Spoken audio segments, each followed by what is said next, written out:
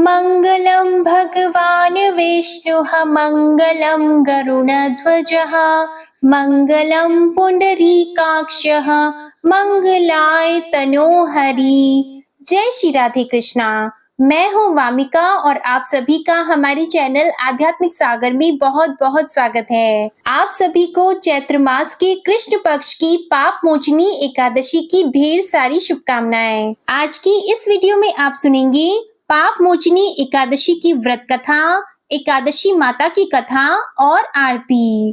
पाप मोचनी अर्थात सभी प्रकार के पापों का नाश करने वाली और मोक्ष प्रदान करने वाली एकादशी। तो आइए बड़ी ही श्रद्धा और प्रसन्न चित्त मन से आप इस कथा को पूरा अवश्य सुनिएगा। एक बार अर्जुन ने भगवान श्री कृष्ण से कहा, हे कमल नयन, मैं जैसे जैसे एकादशियों के व्रतों की कथाएं सुन रहा हूँ, वैसे वैसे अन्य एकादशियों की व्रत की कथाओं को सुनने से मेरी जिज्ञासा बढ़ती ही जा रही है। हे मधुसूदन, अब आप कृपा करके चैत्र मास के कृष्ण पक्ष की एकादशी के विषय में मुझे बताइए। इस एकादशी का क्या नाम है? इसमें कौन से देवता का पूजन किया जाता है तथा इसकी व्रत कथा क्या है? तब भगवान श्री कृष्ण जी ने कहा, हे अर्जुन, एक बार यही प्रश्न पृथ्वीपति मानधाता ने लोमश ऋषि से किया था।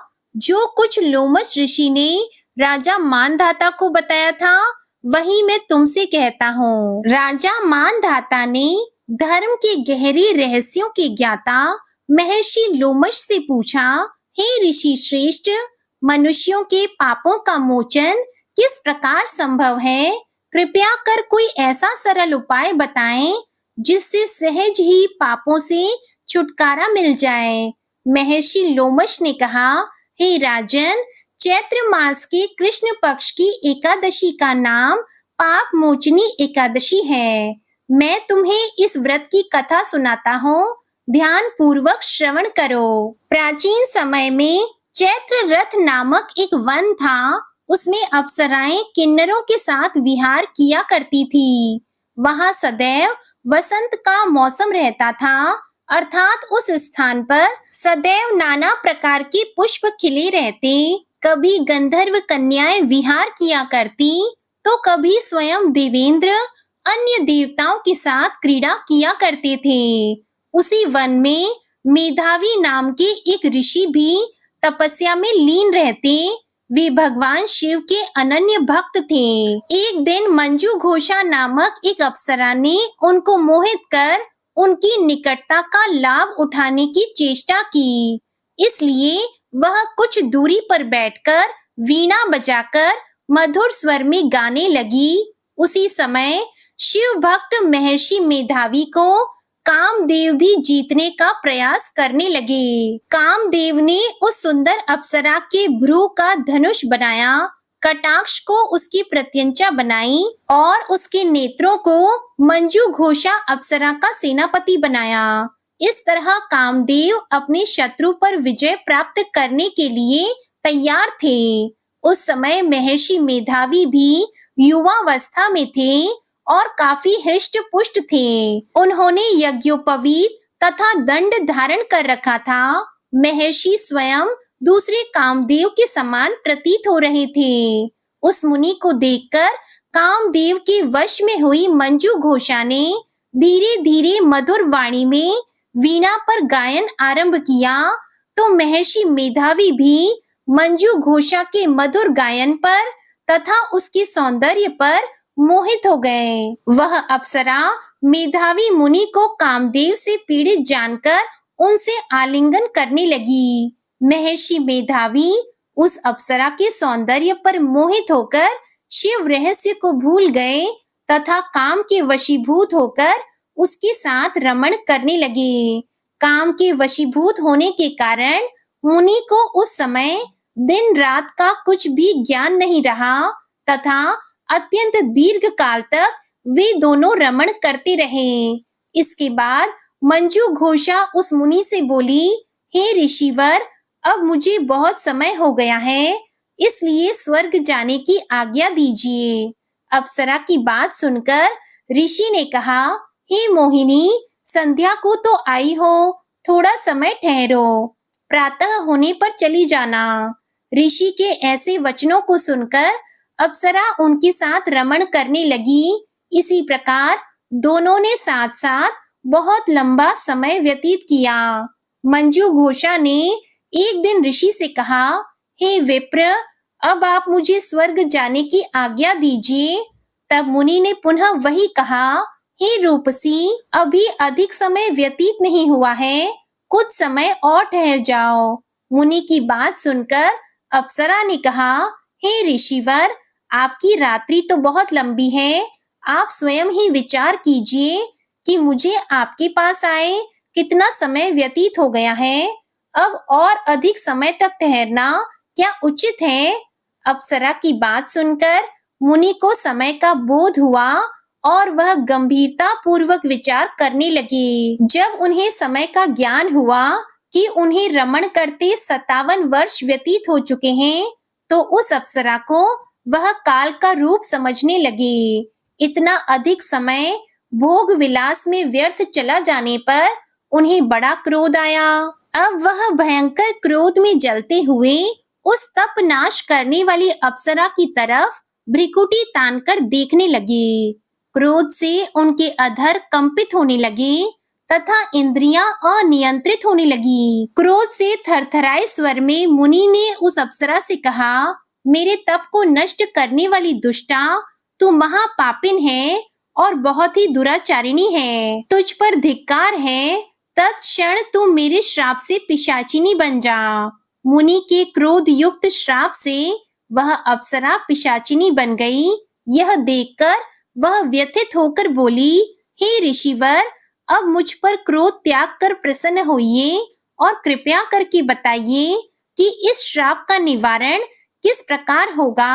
विद्वानों ने कहा है, साधुओं की संगत उत्तम फल देने वाली होती है और आपके साथ तो मेरे बहुत वर्ष व्यतीत हुए हैं, अतः अब आप मुझ पर प्रसन्न हो जाइए, अन्यथा लोग कहेंगे कि एक पूर्ण आत्मा के साथ रहने पर मंजू घोषा को पिशाचिनी बनना पड़ा।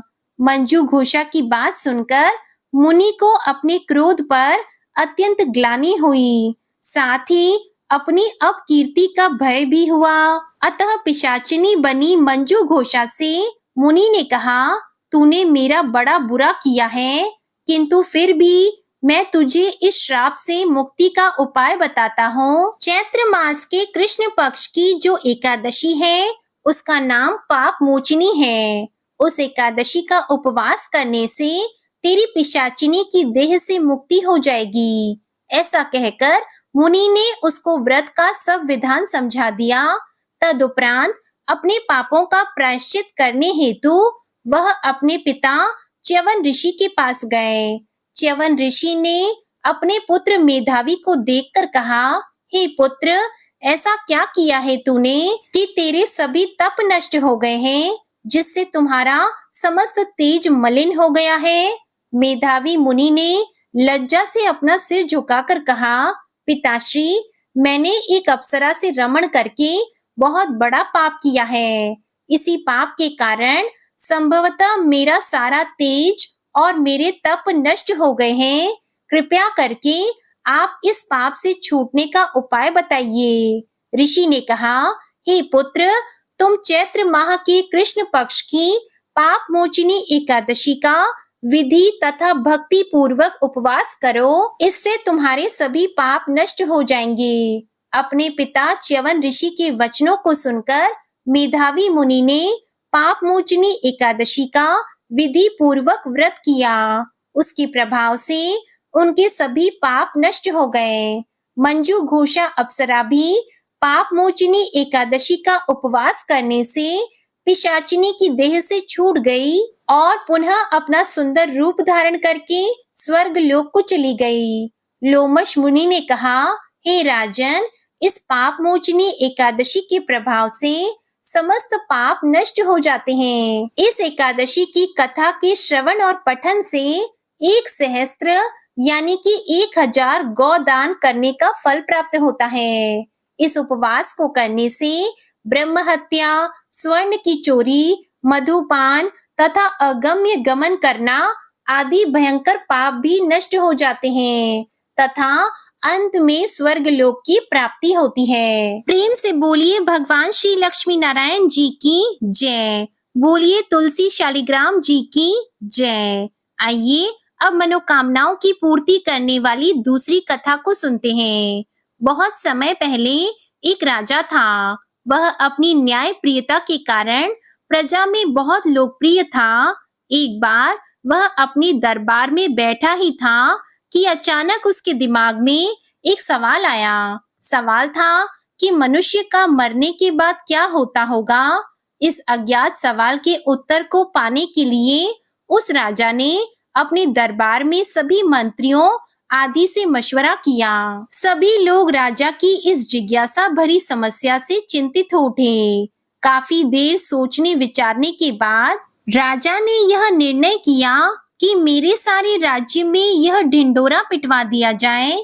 जो आदमी कब्र में मुर्दे के समान लेटकर रात भर कब्र में मरने के बाद होने वाली सभी क्रियाओं का हवाला देगा, उसे 500 सोने की मोहरें भेंट दी जाएगी। राजा के आदेश अनुसार राज्य में ढिंढोरा पिटवा दिया गया।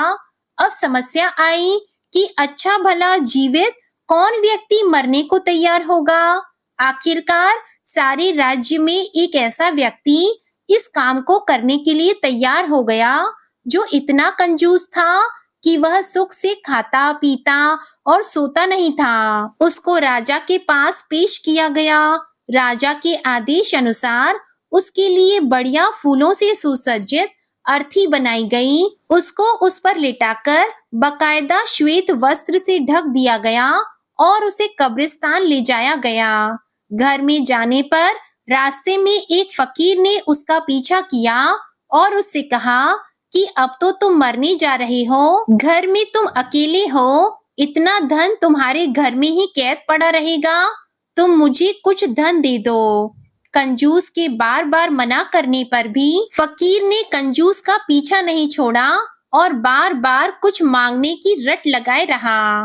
कंजूस जब एकदम परेशान हो गया तो उसने कब्रिस्तान में पड़े बादाम के छिलकों के एक ढेर में से मुट्ठी भर छिलके उठाए और उस फकीर को दे दिए। बाद में कंजूस को एक कब्र में लिटा दिया गया और ऊपर से पूरी तरह ढक दिया गया। बस एक छोटे से छेद सिर की तरफ इस आशा के साथ कर दिया गया कि यह इससे सांस लेता रहेगा और अगली सुबह राजा को मरने के बाद का पूरा हाल सुनाएगा। सभी लोग कंजूस को उस कब्र में लिटाकर चले गए। रात होने पर एक सांप कब्र पर आया और छेद देखकर उसमें घुसने का प्रयत्न करने लगा। यह देखकर कब्र में लेटे कंजूस की घबराहट का ठिकाना नहीं रहा। सांप ने जैसे ही घुसने का प्रयत्न किया तो उस छेद में बादाम के छिलके आड़ बनकर आ गए। सुबह होते ही राजा के सभी नौकर बड़ी जिज्ञासा के साथ कब्रिस्तान आए और जल्द ही कब्र को खोदकर कंजूस को निकाला। मरने के बाद क्या होता है, यह हाल सुनाने के लिए कंजूस को राजा के पास चलने को कहा। तब कंजूस ने राजा के नौकरों की बात को थोड़ा भी नहीं सुना। वह पहले अपने घर गया और अपनी तमाम धन संपत्ति को गरीबों में बांट दिया। सब लोग कंजूस की अचानक दान करने की इस दयालुता को देखकर हैरानी में पड़ गए। उनके मन में कई सवाल उठने लगे। अंत में कंजूस को राज दरबार में पूरा हाल सुनाने के लिए राजा के सामने पेश किया गया। कंजूस व्यक्ति ने बीती रात सांप और बादाम के छिलकों के संघर्ष की पूरी कहानी कह सुनाई और कहा, महाराज, मृत्यु के बाद सबसे ज्यादा दान ही काम आता है। दान करना ही सब धर्मों में श्रेष्ठ होता है। बोलिए श्री राधा कृष्ण भगवान की जय। अब आप सुनिए एकादशी माता की कथा। एक बार एक राज्य में एक राजा रहा करता था। राजा बहुत ही बुद्धिमान और बलशाली था। राजा सदा ही अपनी प्रजा का बहुत अच्छे से ध्यान रखता था। प्रजा भी राजा को बहुत पसंद करती थी। राजा की 2 बेटियां थी। राजा अपनी दोनों बेटियों से बहुत प्रेम करता था। राजा की छोटी बेटी देखने में बहुत सुंदर और आकर्षित थी और राजा की बड़ी बेटी छोटी बेटी के मुकाबले थोड़ी कम सुंदर थी। राजा की छोटी बेटी माता की पूजा किया करती थी और सभी लोग राजा की छोटी बेटी से बहुत प्रेम करते थे और बहुत प्रशंसा किया करते थे। राजा भी अपनी छोटी बेटी को बड़ी बेटी से अधिक प्रेम करता था, जिसके कारण राजा की बड़ी बेटी को अपनी छोटी बहन से बहुत नफरत होने लगी थी। राजा की दोनों बेटियां जब बड़ी हो गई, तब एक पड़ोस के राज्य में रहने वाले राजकुमार राजा की बड़ी बेटी के लिए रिश्ता लेकर आया। लेकिन जैसे ही उस राजकुमार की नजरें राजा की छोटी बेटी पर पड़ी, तो वह राजकुमार राजा की छोटी बेटी पर आकर्षित हो गया और छोटी बेटी से पहली नजर में प्रेम करने लगा। उस राजकुमार ने राजा की बड़ी बेटी के साथ विवाह करने से मना कर दिया और उसने राजा से कहा कि मैं आपकी छोटी बेटी से विवाह करना चाहता हूँ। ये सब देखकर राजा की बड़ी बेटी अपनी छोटी बहन से बहुत क्रोधित हो गई और राजा की बड़ी बेटी ने अपनी छोटी बहन को अपना सबसे बड़ा दुश्मन मान लिया। राजा की बड़ी बेटी ने अपनी छोटी बहन से बदला लेने का निर्णय किया। राजा की बड़ी बेटी ने अपनी छोटी बहन को जान से मारने का उपाय सोचा। राजा की बड़ी बेटी ने अपनी छोटी बहन को मारने के लिए सबसे पहले एक लड्डू में जहर मिलाकर अपनी छोटी बहन को दे दिया और उसको लड्डू खाने के लिए कहा। लेकिन लड्डू खाने के बाद भी छोटी बहन को कुछ भी नहीं हुआ। बड़ी बहन ये देखकर बहुत आश्चर्यचकित हो गई, लेकिन बड़ी बहन ने हार नहीं मानी। जब उसकी छोटी बहन रात में कमरे में सो रही थी, तब उसने एक मटके में सांप रखकर उसके कमरे में छोड़ दिया, लेकिन सांप भी छोटी बहन का कुछ नहीं कर पाया। जिसके बाद बड़ी बहन ने अपनी छोटी बहन से कहा कि चलो हम लोग कुएं में से पानी भर कर लाते हैं, जिसके लिए वह अपनी छोटी बहन को पानी भरने के बहाने कुएं के पास ले गई और उसने अपनी छोटी बहन को कुएं में धक्का दे दिया।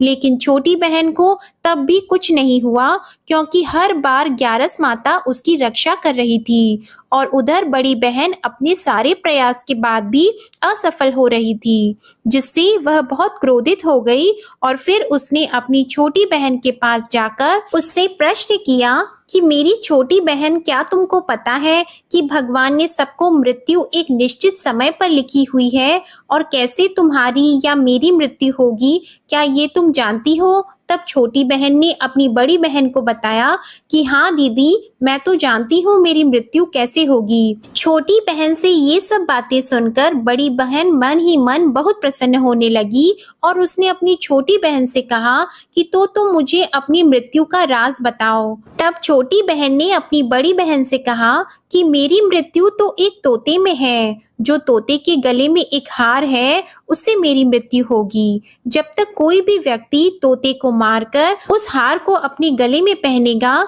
तो मैं मूर्छित हो जाऊंगी और जैसे ही उस हार को अपने गले से उतारेगा, तो मैं वापस से जीवित हो जाऊंगी। अपनी छोटी बहन की मृत्यु का राज जानकर बड़ी बहन बहुत खुश हुई और उसने अपनी छोटी बहन को मारने के लिए उसके पालतू तोते को ढूंढना शुरू कर दिया।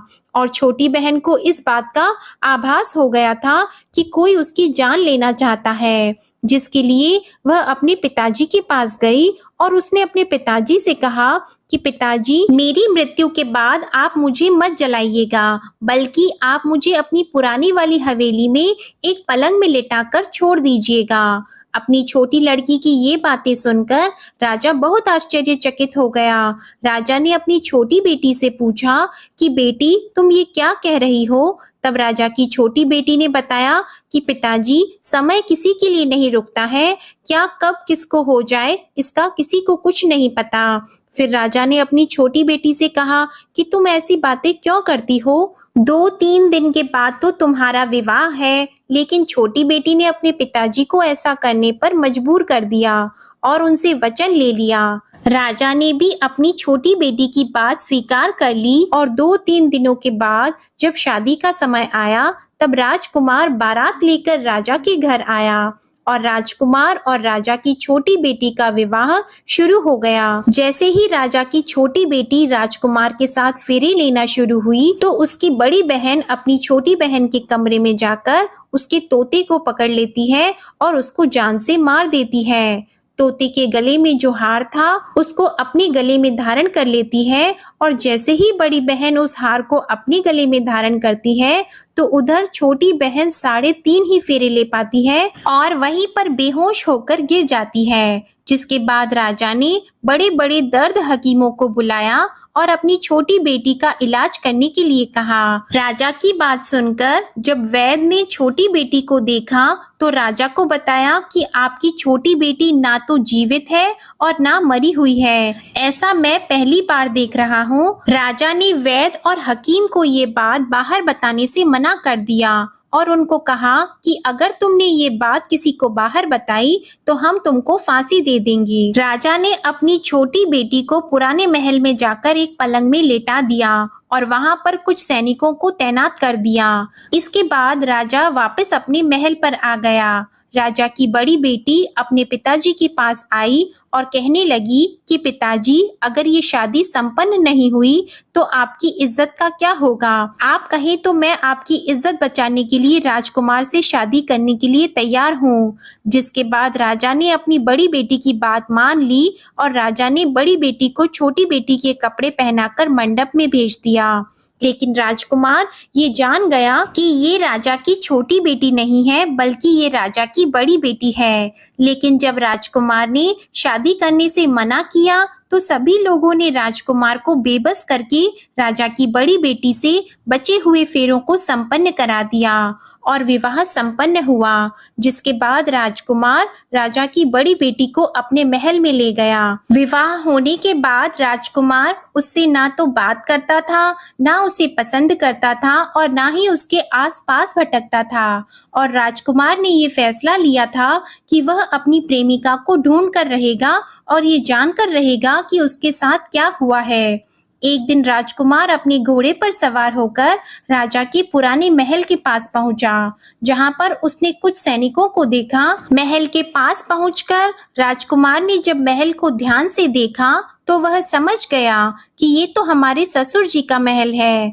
तब राजकुमार ने सैनिकों से पूछा कि तुम लोग यहाँ क्या कर रहे हो और इस महल के अंदर उस पलंग में कौन लेटा है? जिसके बाद सैनिकों ने बताया कि यहाँ पर राजा की छोटी बेटी लेटी है। ये सुनकर राजकुमार बहुत प्रसन्न हो गया और वह तुरंत अपनी प्रेमिका के पास पहुंच गया और उसकी सेवा करने लगा। जैसे ही रात हुई तो राजा की छोटी बेटी उठकर खड़ी हो गई।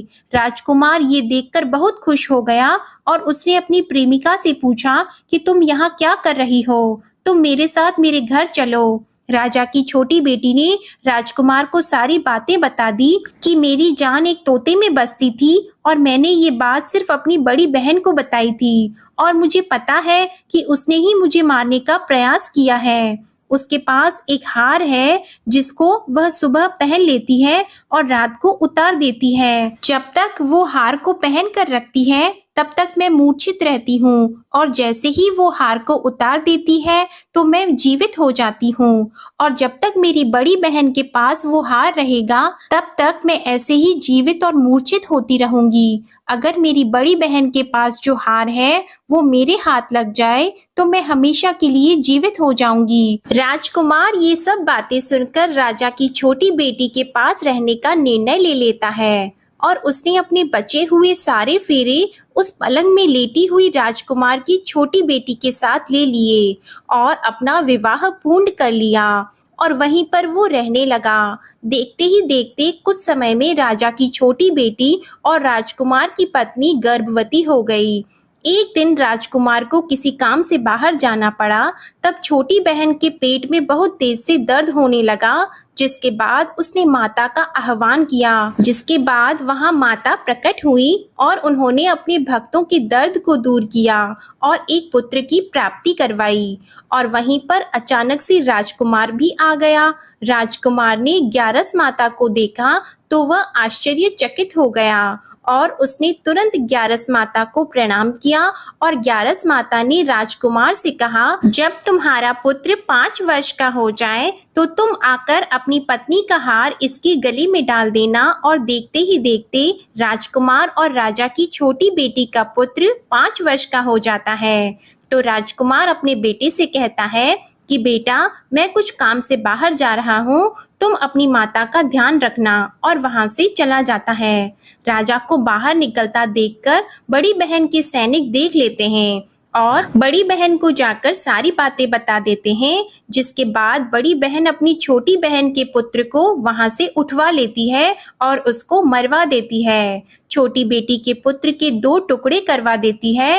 पहला टुकड़ा चक्के के पास छुपा देती है और दूसरा टुकड़ा अपने पलंग के नीचे रख लेती है। अब ग्यारस माता भिखारी का रूप लेकर आती है और एक भिखारी का रूप रखकर बड़ी बहन के पास चली जाती है, जिसके बाद वहां पर भिक्षा मांगने लगती है। तो बड़ी बहन अपने नौकरों से कहती है कि जाकर भिक्षा दे दो, लेकिन जैसे ही नौकर ग्यारस माता को भिक्षा देने के लिए आते हैं तो माता उन्हें मना कर देती है और कहती है कि मैं तुम्हारी महारानी से ही भिक्षा लूंगी। जिसके बाद बड़ी बहन स्वयं ही भिक्षा देने के लिए माता के पास आती है। तब माता एक बिल्ली का रूप लेकर उसके कमरे में चली जाती है और वहां पर छोटी बेटी के पुत्र के 2 टुकड़े को आपस में जोड़ देती है और उसे जीवित कर देती है। फिर उसे वहां से ले जाती है। राजकुमार अपने बेटे को लेकर अपनी पत्नी के पास जाता है और उसे कहता है कि तुम इसका ध्यान रखना।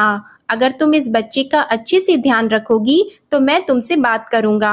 एक दिन राजकुमार अपने बच्चे से कहता है कि तुम मम्मी से उनके गले का हार मांग लो। तो अपने पिता की बात मानकर राजकुमार का लड़का अपनी मम्मी के पास जाता है और कहता है कि मम्मी, मुझे तुम्हारा हार चाहिए।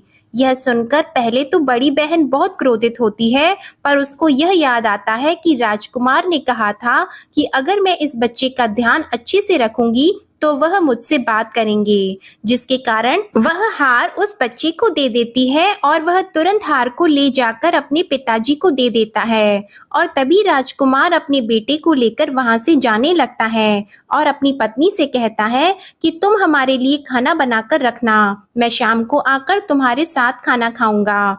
और वह अपने बेटे को लेकर वहां से चला जाता है। जिसके बाद वह राजा के पास जाता है और उनको सारी बातें बता देता है। राजा अपनी बड़ी बेटी की ये करतूत सुनकर बहुत क्रोधित होते हैं और अपनी परवरिश पर ही दोष देने लगते हैं।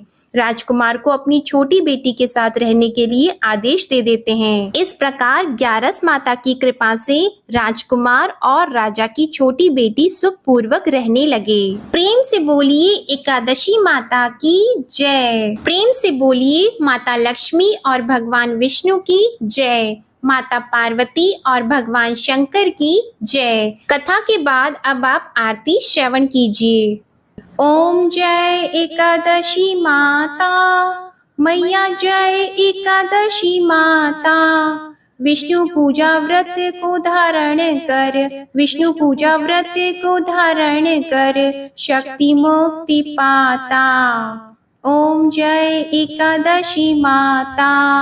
तेरे नाम गिनाऊं देवी, भक्ति प्रदान करनी, मैया भक्ति प्रदान करनी। गण गौरव की देनी, गण गौरव की देनी, माता शास्त्रों में वरनी।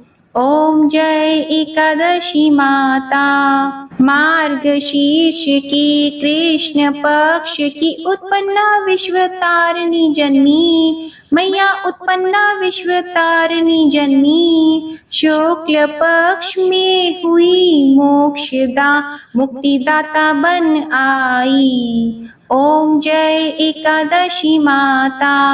पौष के कृष्ण पक्ष की सफला नामक है, सफला नामक है। शुक्ल पक्ष में होए पुत्रदा, आनंद अधिक रहे। ओम जय एकादशी माता।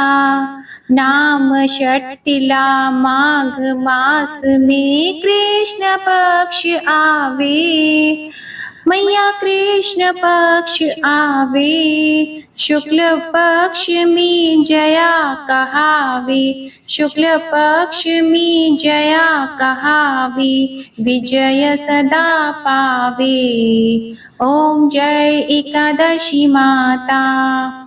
विजया फागुन कृष्ण पक्ष में शुक्ला आमल की, मैया शुक्ला आमल की। पाप मोचनी कृष्ण पक्ष में चैत्र महाबली की। ओम जय एकादशी माता। चैत्र शुक्ल में नाम कामदा धन देने वाली, मैया धन देने वाली। नाम वरूथिनी कृष्ण पक्ष में, नाम वरूथिनी कृष्ण पक्ष में, वैशाख माह वाली।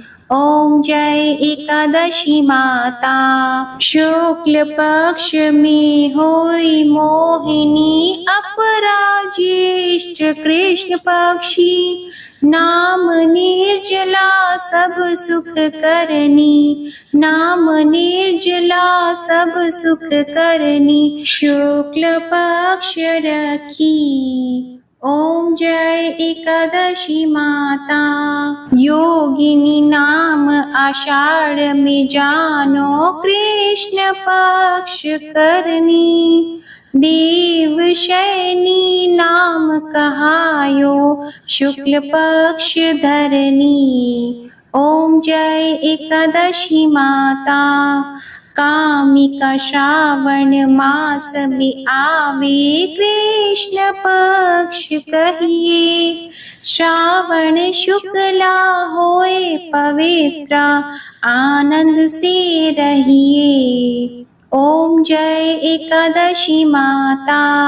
अजा भाद्रपद कृष्ण पक्ष की परिवर्तिनी शुक्ला, इंद्रा आश्विन कृष्ण पक्ष में, इंद्र आश्विन कृष्ण पक्ष में, व्रत से भवसागर निकला।